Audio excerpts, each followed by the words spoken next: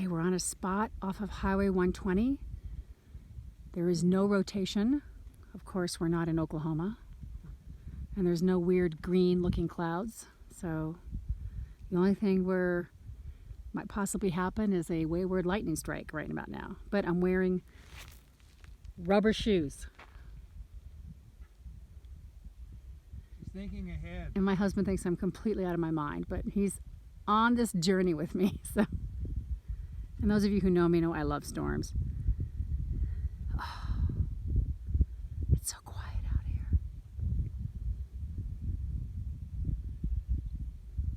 You can see the rain falling right there. This is where all the wild horses are too. Out here.